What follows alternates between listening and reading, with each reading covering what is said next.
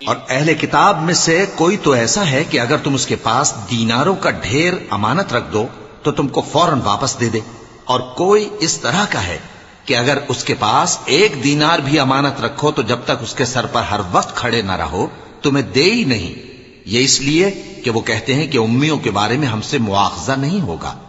یہ اللہ پر محض جھوٹ بولتے ہیں اور اس بات کو جانتے بھی ہیں۔ ہاں کیوں نہیں، جو شخص اپنے اقرار کو پورا کرے اور پرہیزگار بنا رہے تو اللہ بھی پرہیزگاروں کو دوست رکھتا ہے۔ جو لوگ اللہ کے اقراروں اور اپنی قسموں کو بیچ ڈالتے ہیں اور ان کے عوض تھوڑی سی قیمت حاصل کرتے ہیں، ان کا آخرت میں کچھ حصہ نہیں۔ ان سے اللہ نہ تو کلام کرے گا اور نہ قیامت کے روز ان کی طرف دیکھے گا،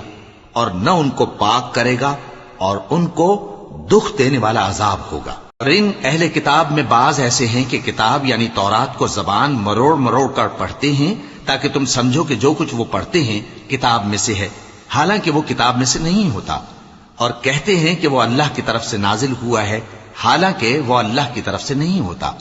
اور اللہ پر جھوٹ بولتے ہیں اور یہ بات جانتے بھی ہیں۔ کسی آدمی کو شایع نہیں کہ اللہ اسے کتاب اور حکومت اور نبوت عطا فرمائے پھر وہ لوگوں سے کہے کہ اللہ کو چھوڑ کر میرے بندے ہو جاؤ،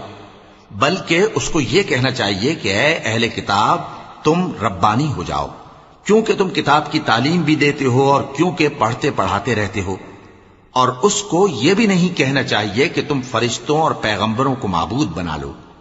بھلا جب تم مسلمان ہو چکے تو کیا وہ تمہیں کافر ہونے کو کہے گا؟ اور جب اللہ نے پیغمبروں سے عہد لیا کہ جب میں تم کو کتاب اور دانائی عطا کروں پھر تمہارے پاس کوئی پیغمبر آئے جو تمہاری کتاب کی تصدیق کرے تو تمہیں ضرور اس پر ایمان لانا ہوگا اور ضرور اس کی مدد کرنی ہوگی۔ اور عہد لینے کے بعد پوچھا کہ بھلا تم نے اقرار کیا اور اس اقرار پر میرا ذمہ لیا، یعنی مجھے ضامن ٹھہرایا؟ انہوں نے کہا ہاں ہم نے اقرار کیا۔ فرمایا کہ تم اس عہد و پیمان کے گواہ رہو اور میں بھی تمہارے ساتھ گواہ ہوں۔ اب جو لوگ اس کے بعد پھر جائیں تو وہی بد کردار